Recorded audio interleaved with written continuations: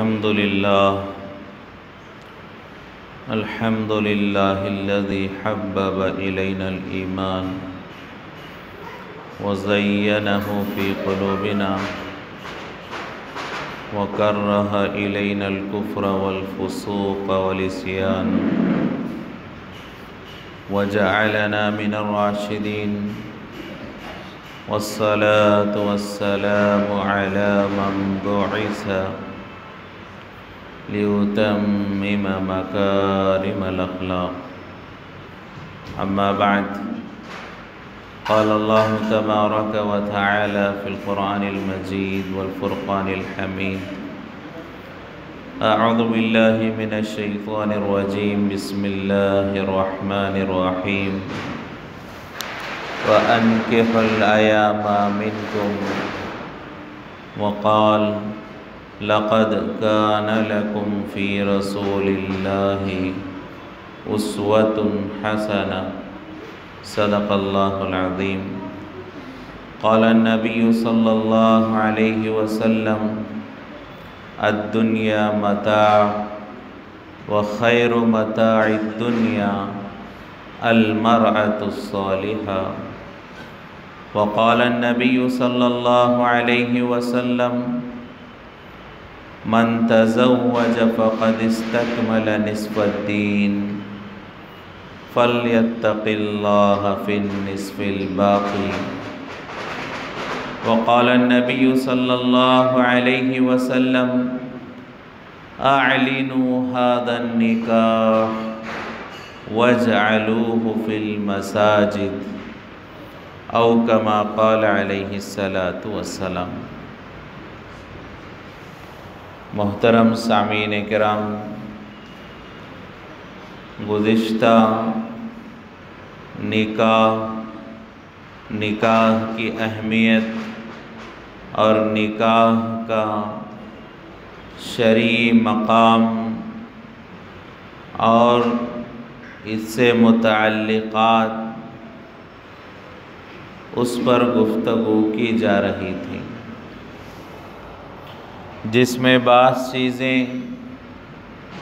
کہ نکاح کو تاخیر نہ کیا جائے، نکاح جتنا جلدی ہو سکے کرنے کی کوشش کی جائے، اور نکاح کی شریعت میں کتنی اہمیت بیان کی گئی ہے، ان پر روشنی ڈالی جا رہی تھی۔ لہذا نکاح کو اسلام میں عبادت قرار دیا گیا ہے۔ نکاح کرنا عبادت ہے، نکاح دین ہی کا ایک حصہ ہے۔ جیسے نماز دین کا ایک حصہ ہے، روزہ دین کا ایک حصہ ہے، زکوٰۃ اور حج دین کا ایک حصہ ہے، ایسے ہی نکاح کرنا بھی دین ہی کا ایک حصہ ہے۔ نکاح بھی دین ہے۔ جیسے نماز کا حکم اللہ نے دیا، روزے کا حکم اللہ نے دیا، اسی طرح نکاح کا حکم بھی اللہ نے دیا ہے۔ لہذا قرآن میں اللہ تبارک و تعالی ارشاد فرماتے ہیں: وَأَنْكِحُوا الْأَيَامَ مِنْكُمْ، کہ اپنے گھروں میں، اپنے ماتحت میں، اپنے نگرانی میں جو بے نکاح ہیں ان کا نکاح کراؤ۔ تو جیسے اللہ نے نماز کے بارے میں کہا اقیموا الصلاۃ، نماز قائم کرو، ایسے ہی اللہ نے نکاح کرانے کا بھی حکم دیا ہے۔ جیسے نماز پڑھنا اللہ کا حکم ہے، نکاح کرنا بھی اللہ کا حکم ہے۔ اس آیت میں اللہ نے والدین کو، بڑوں کو، ذمہ داروں کو کہا کہ نکاح کراؤ۔ ایک دوسری جگہ نوجوانوں کو مخاطب کرتے ہوئے اللہ نے فرمایا: فَانْكِحُوا مَا طَابَ لَكُمْ، کہ اے نوجوانوں نکاح کرو ان عورتوں سے جو تمہیں پسند آئے 2 نکاح کرو، 3 نکاح کرو، 4 نکاح کرو، اور اگر تمہیں محسوس ہو کہ تم اتنے بیویوں کے اخراجات اور ان کی ذمہ داریاں برداشت نہیں کر سکتے، نبھا نہیں سکتے، تو کم از کم 1 نکاح کرو۔ تو اللہ نے یہاں پر حکم دیا فَانْكِحُوا، کہ اے ایمان والو نکاح کرو۔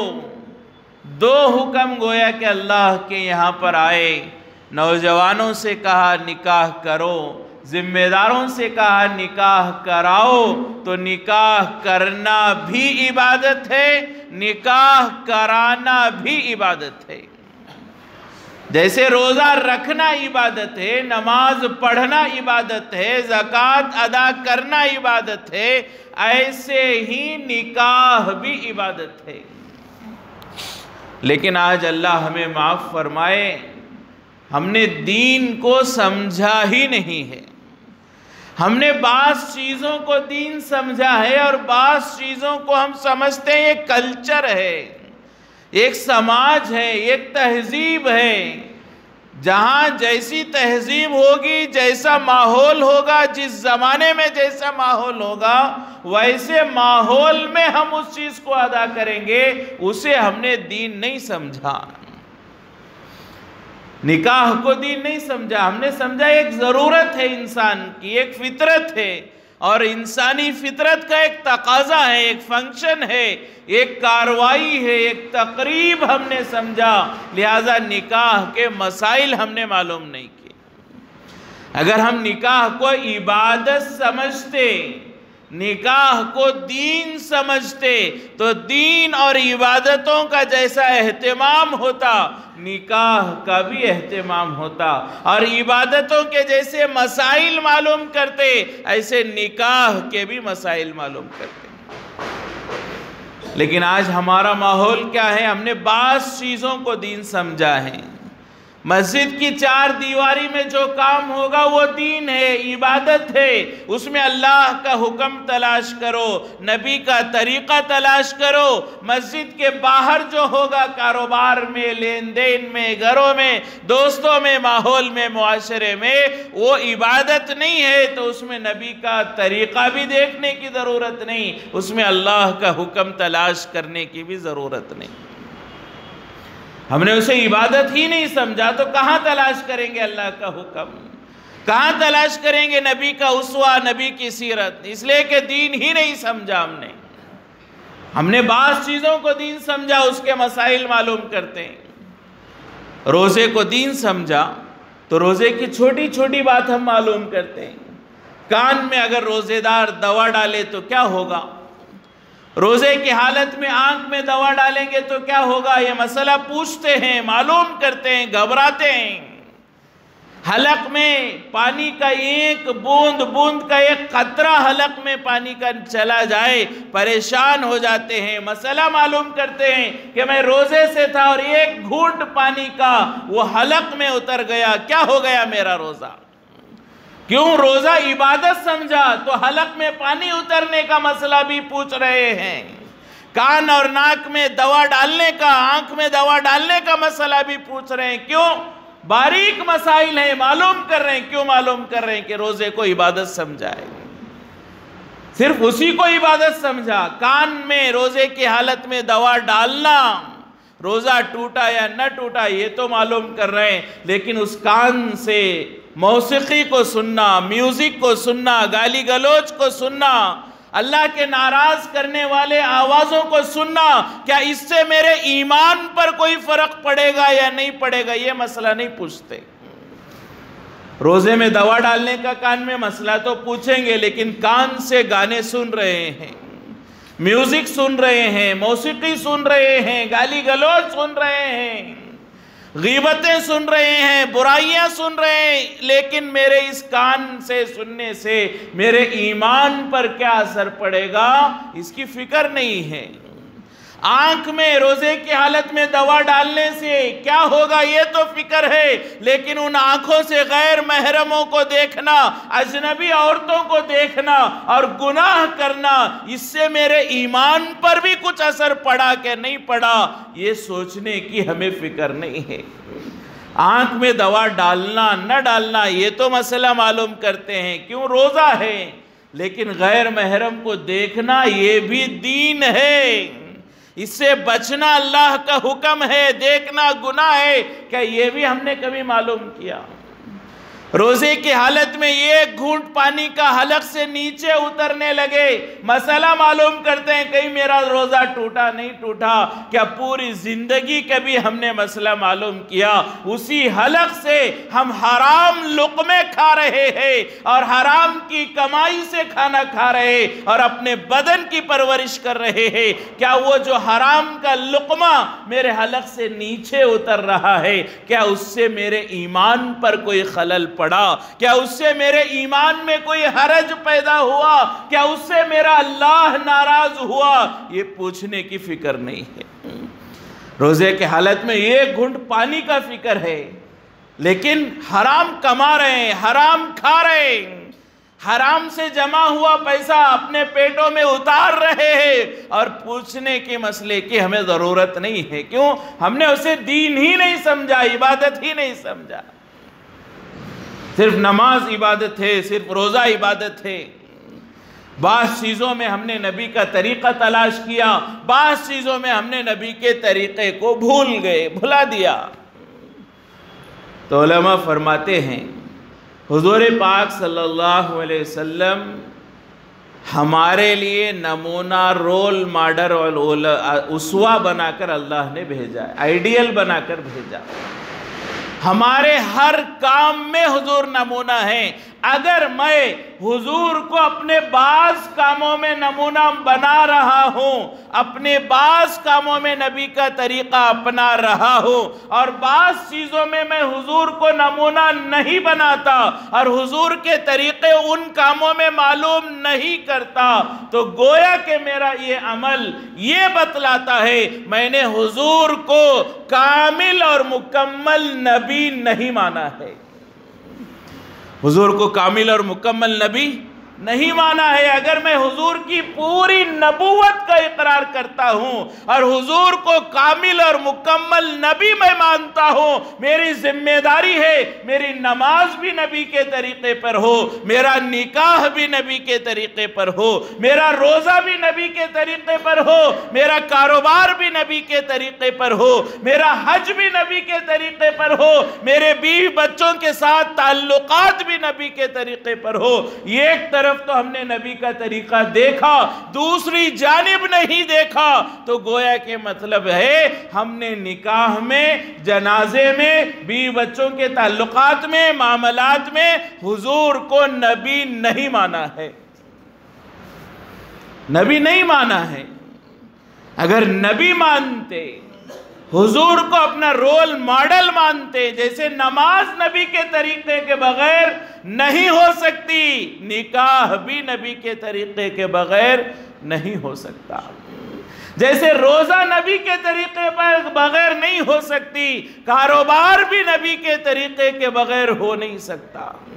جو نماز نبی کے طریقے پر وہ قبول ہے، جو نکاح نبی کے طریقے پر ہے وہ قبول ہے، جو روزہ نبی کے طریقے پر ہے وہ قبول ہے، جو کاروبار نبی کے طریقے پر ہے وہ قبول ہے۔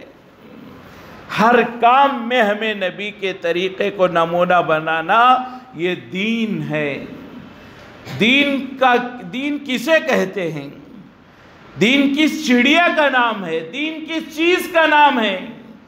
آج ہم نے سمجھا یہ دنیا، یہ دین الگ ہے، دنیا الگ ہے، کیٹیگری کر لی ہم نے، یہ دنیا ہے، یہ دین ہے۔ حالانکہ فرمایا دنیا الگ اور دین الگ نہیں ہے۔ دنیا میں ہم جو کام کر رہے ہیں ان کاموں کو کیسے کرنا، اسی کا نام دین ہے۔ دین کوئی الگ نہیں ہے، دنیا سے ہٹ کر نہیں ہے۔ انسان جو دنیا میں زندگی گزار رہا ہے، اس زندگی گزارنے کا جو صحیح طریقہ ہے اسے دین کہتے ہیں، جو غلط طریقہ ہے اسے بے دینی کہتے ہیں۔ میں کھانا کھا رہا ہوں تو کھانا کھانے کا جو طریقہ حضور نے سکھلایا وہ دین ہے. میں سو رہا ہوں، سونا ایک دنیا نہیں ہے، سونے کا طریقہ اگر حضور کا ہو تو سونا بھی عبادت ہے. میں کاروبار کر رہا ہوں، کاروبار کرنا دنیا نہیں ہے، کاروبار میں نبی کا طریقہ ہو، یہ کاروبار بھی دین ہے، عبادت ہے. اسی وجہ سے علماء فرماتے ہیں کہ اگر کوئی دکان میں بیٹھ کر کاروبار میں نبی کے طریقے پر کاروبار کر رہا ہے تو اللہ اس سے بھی ایسے ہی خوش ہوتے ہیں جیسے مسجد میں مصلی پر بیٹھ کر نماز پڑھنے والے سے اللہ خوش ہوتے ہیں. کوئی فرق نہیں ہے دین میں.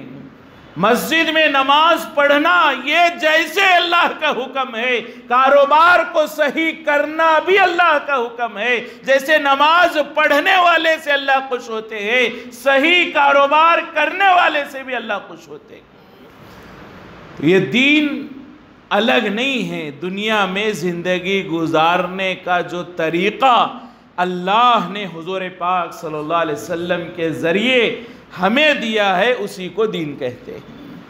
لہٰذا نکاح دنیا نہیں ہے، نکاح دین ہے، نکاح عبادت ہے. جیسے نماز کا حکم اللہ نے دیا، نکاح کا حکم بھی اللہ نے دیا ہے. جیسے نماز کی فضیلت حضور نے بیان فرمائی ہے، نکاح کی بھی فضیلت حضور نے بیان فرمائی ہے. جیسے نماز نہ پڑھنے پر وعید حضور نے بیان فرمائی ہے، نکاح نہ کرنے پر بھی وعید حضور نے بیان فرمائی ہے. تو یہ نکاح عبادت ہے. یہ بنیادی تصور ہمارا غلط ہے، نظریہ بدل گیا. ہم نے نکاح کو دین نہیں سمجھا. پوری دنیا میں ہمیشہ سے یہ دو نظریے نکاح کو لے کر ہیں. بعض لوگ، بعض قومیں نکاح کو عبادت نہیں سمجھتی، نکاح کو عبادت نہیں سمجھتی. لیکن اسلام کا نظریہ یہ ہے نکاح عبادت ہے اور نکاح دین ہے. اب جو لوگ نکاح کو دین نہیں سمجھتے، عبادت نہیں سمجھتے، اسی وجہ سے ان لوگوں کے یہاں پر عورتوں سے دور رہنا، نکاح نہ کرنا، جنگل بیابانوں میں رہنا، مندروں میں، مٹھوں میں، گرجا گھروں میں رہنا، تنہائی اختیار کرنا وہ عبادت سمجھتے. وہ نکاح کو عبادت نہیں سمجھتے، دین نہیں سمجھتے. عورتوں سے تعلق کو وہ کمزوری سمجھتے ہیں اور عورت کو وہ منحوس سمجھتے ہیں. اور یہ تصور ہے کہ عورت سے تعلق ہوگا تو اللہ ناراض ہو جائیں گے. عورت منحوس ہے، نحوست کی چیز ہے، یہ تصور ہے ان کا. حالانکہ اسلام میں عورت کو منحوس نہیں، مبارک بیان کیا گیا ہے. لیکن سب سے بڑا ظلم اسلام ہی پر ہو رہا ہے کہ اسلام نے جتنی عزتیں عورتوں کی بتلائیں وہ تو لوگ چھپاتے ہیں اور اسلام کو بدنام کرتے ہیں کہ اسلام میں عورتوں پر ظلم ہوتا ہے، برابری نہیں ہے، اسلام میں عورتوں کے ساتھ انصاف نہیں ہے. حالانکہ دوسری قوموں میں، بعض قوموں میں عورت کو منحوس سمجھا جاتا ہے، بعض قوموں میں عورت کو حقیر سمجھا جاتا ہے، بعض قوموں میں عورت کو پاؤں کی جوتیوں کے برابر سمجھا جاتا ہے. بعض قومیں تو ایسی ہیں کہ عورتوں کو انسان بھی نہیں سمجھا جاتا. لیکن اسلام نے عورتوں کو منحوس نہیں کہا ہے، حقیر نہیں کہا ہے، مظلوم نہیں کہا ہے، پاؤں کی جوتی نہیں کہا ہے. اسلام نے عورتوں کا مقام بیان فرمایا. حضور پاک صلی اللہ علیہ وسلم نے ارشاد فرمایا الدنیا متاع، کہ پوری دنیا نفع اٹھانے کا سامان ہے، صحیح چیز ہے. اور آگے حضور فرماتے ہیں خیر متاع الدنیا، پورے دنیا میں، دنیا کے سامان میں، دنیا کی نعمتوں میں بہترین نعمت کیا ہے؟ حضور نے فرمایا المرأة الصالحہ، نیک عورت دنیا کی بہترین نعمت ہے. حضور فرما رہے نیک عورت دنیا کی بہترین نعمت ہے. اسلام نے عورت کو نعمت کہا ہے، منحوس اور حقیر نہیں کہا. اللہ نے فرمایا من نفس واحدہ خلق منہا زوجہا وبث منہما رجالا کثیرا. یہ جو آیت خطبے میں پڑھی جاتی ہے اس میں فرمایا من نفس واحدہ کہ اللہ نے مرد اور عورت کو ایک ہی جان سے پیدا فرمایا ہے. تو مرد کوئی فضیلت والا، عورت کوئی منحوس نہیں ہے. اسلام میں مرد اور عورت دونوں برابر ہیں. تو بعض قوموں میں یہ نظریہ، یہ سوچ اور یہ تصور ہے کہ عورتیں حقیر ہوتی ہیں اور عورتوں سے تعلق رکھنا یہ اللہ کو ناراض کرتا ہے، نکاح کرنا اللہ سے دوری پیدا کرنے کا ذریعہ ہے. یہ بعض قوموں کا تصور ہے اور وہ یہ سوچتے ہیں نکاح عیاشی ہے اور نکاح نہ کرنا عبادت ہے. بعض قوموں کا کیا تصور ہے؟ نکاح کو کیا سمجھتے ہیں؟ عیاشی، خواہش پورا کرنا سمجھتے ہیں اور نکاح نہ کرنے کو عبادت سمجھتے ہیں. لیکن یہ بنیادی غلطی ہے نظریے کی. اسلام کا نظریہ، اسلام کی سوچ، پوائنٹ آف ویو اسلام کا یہ ہے کہ عورت کوئی منحوس نہیں ہے، عورت حقیر نہیں ہے اور نکاح کرنا یہ عبادت ہے، یہ عیاشی نہیں ہے. اسلام نے نکاح کو کیا کہا؟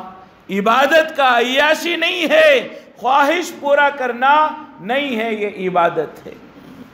لہٰذا بنیادی غلطی یہاں پر ہوتی اور اسے عیاشی سمجھنے کی وجہ سے لوگ کیا کرتے ہیں؟ نکاح نہیں کرتے ہیں. لیکن آج اللہ معاف فرمائے کہ ہم مسلمانوں میں بھی یہی نظریہ پیدا ہو رہا ہے. ہم مسلمانوں میں بھی ایک بڑی تعداد ہماری ایسی ہے جو ہم نکاح کو عبادت نہیں سمجھتے. عبادت سمجھتے تو مسئلے معلوم کرتے، طریقہ معلوم کرتے، احکام معلوم کرتے، نکاح میں جائز کیا ہے معلوم کرتے، نکاح میں ناجائز کیا ہے معلوم کرتے. لیکن ہم مسلمانوں میں بھی ایک بڑا طبقہ ایسا ہے کہ ہم نکاح کو عبادت نہیں سمجھتے بلکہ عیاشی سمجھتے. اور جب عیاشی سمجھیں گے، جب خواہش سمجھیں گے، اپنی خوشی سمجھیں گے، عبادت نہیں سمجھیں گے تو گناہ وہاں پر ضروری طور پر جمع ہو جائیں گے. اگر ہم نکاح کو عبادت سمجھتے تو کیا ہوتا؟ عبادت کہاں ادا کی جاتی ہے؟ عبادت کے لیے بہترین جگہ کون سی ہے؟ عبادت کے لیے بہترین جگہ مسجد ہے. عبادت کے لیے بہترین جگہ کیا ہے؟ مسجد. نماز کہاں پڑھتے ہیں ہم؟ مسجد میں. روزہ بھی جو گھر میں کھول سکتے ہیں. اکثر ہمارے معاشرے میں دیکھا جاتا ہے ایک ہی کھجور صحیح لیکن دل میں یہ تمنا ہوتی ہے کہ میں مسجد میں روزہ کھولوں. کیوں؟ مسجد عبادت کی جگہ ہے. اعتکاف کہاں کرتے ہیں؟ مسجد میں کرتے ہیں. طواف کہاں کرتے ہیں؟ مسجد میں کرتے ہیں، حرم میں کرتے ہیں. تو عبادت کے لیے بہترین جگہ کون سی ہے؟ مسجد ہے. اگر ہم نکاح کو عبادت سمجھتے تو ہمارے نکاح کہاں ہوتے؟ مسجدوں میں ہوتے. ہم نے نکاح کو عبادت نہیں سمجھا، ہمارے نکاح کہاں ہو رہے ہیں؟ بازاروں میں، فنکشن ہالوں میں، کلیان منٹپوں میں. معلوم نہیں وہاں کیسے کیسا ماحول ہے، وہاں اللہ کو ناراض کرنے کے کیا کیا کام ہو رہے، وہاں عبادت ہو رہی ہے.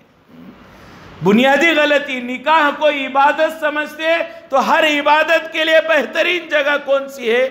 مسجد ہے. مسجد میں ہم نکاح کرتے ہیں، حالانکہ مسجد میں نکاح کرنے کا حکم حضور نے دیا ہے. حضور پاک صلی اللہ علیہ وسلم، ترمذی کی روایت ہے، آپ صلی اللہ علیہ وسلم ارشاد فرماتے ہیں اعلنوا ھذا النکاح، نکاح کا اعلان کرو، زیادہ سے زیادہ نکاح کا اعلان کرو تاکہ کسی کو غلط فہمی نہ ہو کہ فلاں کے لڑکے کی نکاح کی خبر ہمیں نہیں ملی اور آج یہ کوئی عورت کو بٹھا کر ساتھ میں گھوم رہا ہے تو معلوم نہیں ان کے دل میں غلط خیال آئے. تو اعلان کرنے کو کہا حضور پاک صلی اللہ علیہ وسلم نے اعلنوا ھذا النکاح، نکاح کا اعلان کرو. دوسرا حکم حضور نے فرمایا وَاجْعَلُوهُ فِي الْمَسَاجِدِ، نکاح کو کہاں کرو؟ مسجدوں میں کرو۔ اعلان کرو اور کہاں کرو؟ نکاح کو مسجدوں میں کرو۔ یہ حضور نے حکم دیا نکاح کے بارے میں، لیکن ہم نے نکاح کو عبادت نہیں سمجھا، حضور کا طریقہ نہیں معلوم کیا، ہمارے نکاح مسجدوں میں نہیں ہو رہے، شادی حالوں میں ہو رہے۔ تو اس کا مطلب کیا ہے کہ ہم نے نکاح کو عبادت نہیں سمجھا، ہم نے فنکشن سمجھا ہے۔ اپنی خوشی سمجھیے، خوشی کہاں ادا کرتے ہیں؟ وہ باہر ادا کرتے ہیں، مسجد میں تو خوشی ادا نہیں کی جاتی، لہٰذا ہم نکاح کہاں کر رہے ہیں؟ مسجد میں نہیں کر رہے ہیں، باہر کر رہے ہیں۔ دوسری چیز، اگر ہم نکاح کو عبادت سمجھتے تو کیا ہوتا؟ عبادتوں کے ساتھ، سنتوں کے ساتھ نکاح ادا ہوتا، لیکن ہم نے نکاح کو خواہش سمجھا، عیاشی سمجھی، تو عیاشی بغیر دعوت کے، بغیر کباب اور شراب کے عیاشی نہیں ہوتی۔ عیاشی کیسے ہوتی ہے؟ شراب کا کباب ہونا چاہیے، بغیر شراب کباب کے عیاشی نہیں ہوتی۔ تو آج ہم نے نکاح کو عیاشی سمجھی ہے، خوشی سمجھا ہے، اپنا مرضی سمجھی ہے، اس لیے ہمارے شادیوں میں ہر طرح کے کھانے آج ہم جو ہے 1 سے 10 قسم کے کھانوں کا انتظام کرتے ہیں، اس لیے کہ عیاشی وہ کھانے سے پوری ہوتی ہے۔ عیاشی کا کیا فطرت ہے کہ عیاشی یہ ہوتی ہے کہ آدمی کے جسم کو موٹا کرو، نفس کو ابھارو، ایسا کھلاؤ کہ بدن میں خواہش بھڑک اٹھے، اب اس کو پورا کرنے کے لیے زنا کی طرف چلے جاؤ، یہ عیاشی ہے۔ لہٰذا آج ہمارے کھانے کیسے ہوتے؟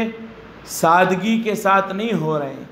کھانا تو دال چاول میں، چلو گوشت تھوڑا بہت ہو جائے، اس میں کھانا ہو جائے گا، پیٹ بھر جائے گا، لیکن ہم نے نکاح کو عبادت نہیں سمجھا، خواہش سمجھی ہے، خوشی سمجھی ہے، عیاشی سمجھی ہے، 1000 تکلفات کھانے میں کر رہے ہیں۔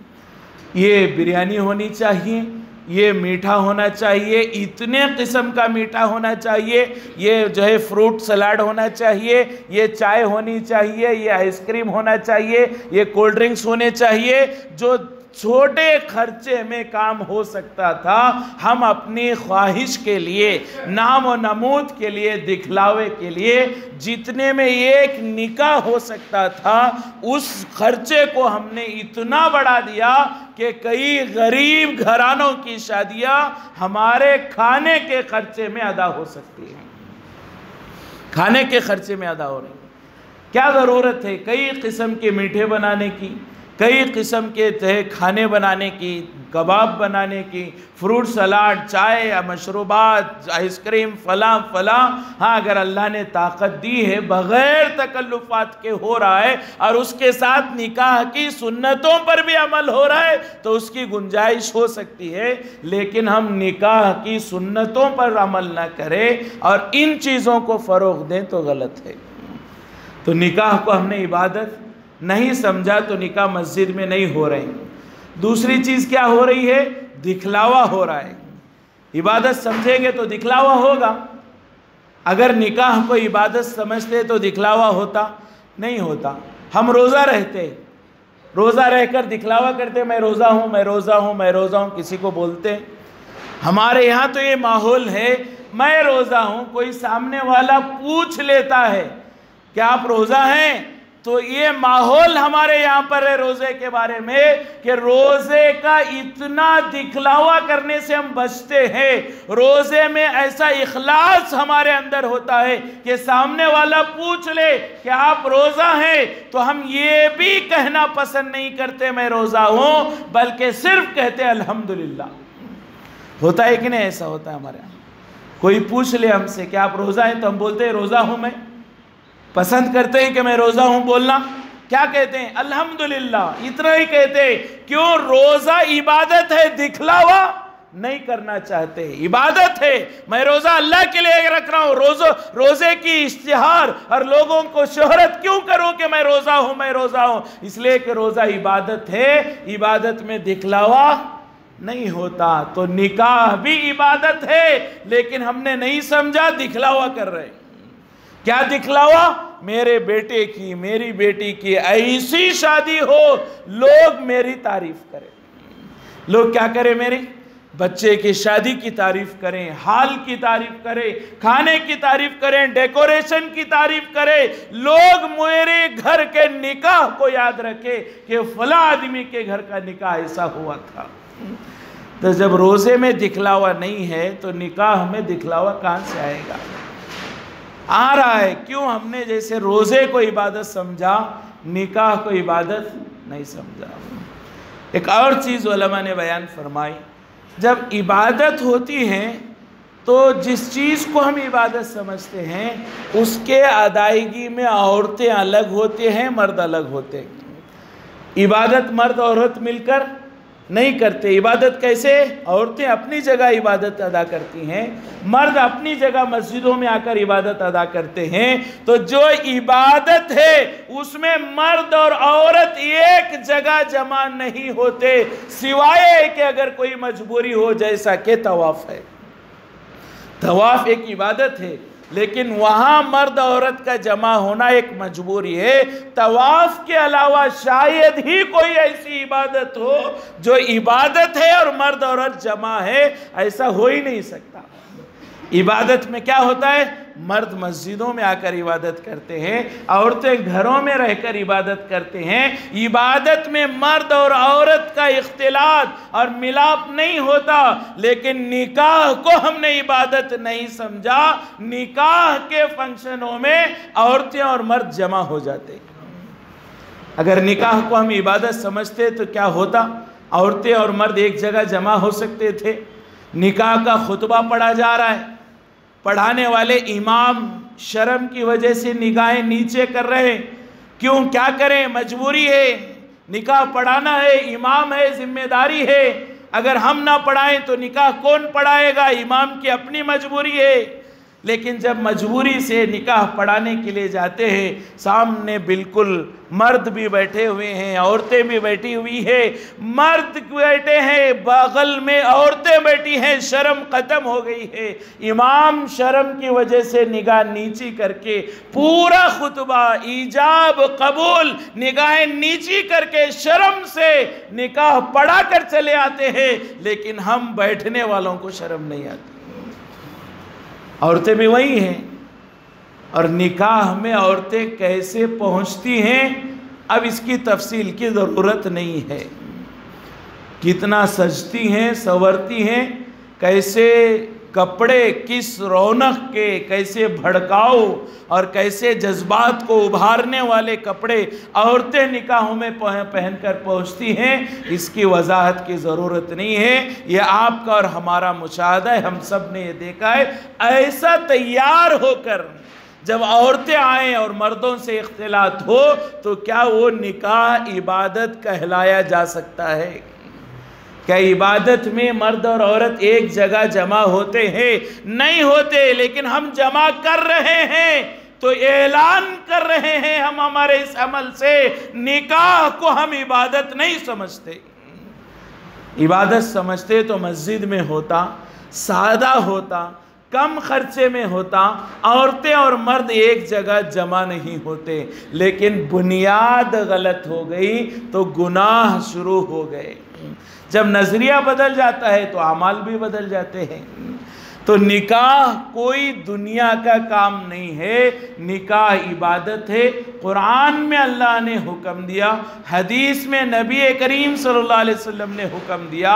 نکاح کے کرنے کی فضیلت بتائی، جیسے نماز پڑھنے کی فضیلت بتائی. نکاح نہ کرنے کی وعید بتائی، جیسے نماز چھوڑنے کی وعید بتائی ہے.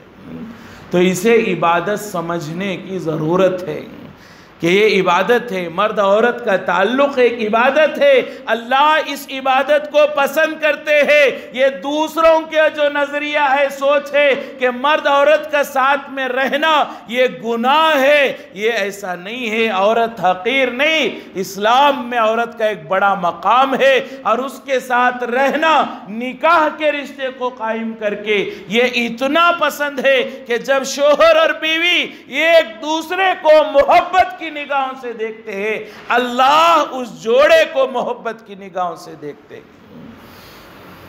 عورت کوئی کمتر منحوس نہیں ہے. کتنا فرمایا نکاح کے موقع کے بعد جب عورت گھر آتی ہے کیا خیر گھر میں لاتی ہے. فرمایا جو بیوی گھر میں آتی ہے وہ ایسا اللہ اس کے دل میں شوہر کی محبت ڈالتے ہیں کہ وہ بیوی اپنے شوہر کو حالات میں ماں کی طرح تسلی دیتی ہے. بیویاں حالات میں شوہر کو ماں کی طرح تسلیاں دیتی ہیں، دوستوں کی طرح ہمت دیتی ہے، محبوب کی طرح محبت کرتی ہے، خادمہ کی طرح خدمت کرتی ہے، امانت دار کی طرح امانت داری سے زندگی گزارتی ہے. یہ ہے بیوی، کوئی کمتر نہیں ہے. جب ضرورت پڑی تو یہ بیوی ماں کا کردار بھی نبھاتی ہے، دوست کا کردار بھی نبھاتی ہے، امین کا کردار نبھاتی ہے، اور خادم کا تو کیا پوچھنا، پوری زندگی عورت کی نوکرانیوں سے بدتر زندگی گزرتی ہے. ایسا تعاون کرنے والی جو عورت مرد کے ساتھ آئے اسے ہم گناہ سمجھے، عورت کو منحوس سمجھے، پاؤں کی جوتی سمجھے، یہ اسلام کی سوچ کبھی قطعی نظر ہے ہی نہیں ہے. تو اس کے لیے فرمایا کہ نکاح عبادت ہے، جیسا نماز، روزہ، زکوٰۃ، حج وغیرہ عبادت ہیں. اس کے مسائل معلوم کرے، اسے سنت کے مطابق کرنے کی کوشش کریں. لہٰذا نکاح کو عبادت سمجھنا یہ ہمارے لیے بہت ضروری ہے، دین کا حصہ ہے. باقی تمام کاموں کے ساتھ اس میں بھی ہم حضور کے طریقوں کو تلاش کریں. تو یہ نکاح کو عبادت سمجھنے کی اللہ تبارک و تعالی ہم تمام کو توفیق نصیب فرمائے. اور نکاح کو عبادت نہ سمجھنے سے جو گناہ ہو رہے ہیں، بے حیائی ہو رہی ہے، نام و نمود ہو رہا ہے، دکھلاوا ہو رہا ہے، فضول خرچی ہو رہی ہے، مردوں اور عورتوں میں بے پردگی ہو رہی ہے، ان تمام چیزوں سے اللہ ہماری حفاظت فرمائے. ہمارے نکاحوں کو مسجد میں کرنے کے اللہ توفیق نصیب فرمائے، حضور کے طریقے پر کرنے کی توفیق نصیب فرمائے، عبادت کی طرح ادا کرنے کے اللہ ہم سب کو توفیق نصیب فرمائے. ہر طرح کی برائی سے اللہ ہم سب کی حفاظت فرمائے. جو کچھ کہا گیا سنا گیا اللہ اس پر عمل کی توفیق نصیب فرمائے.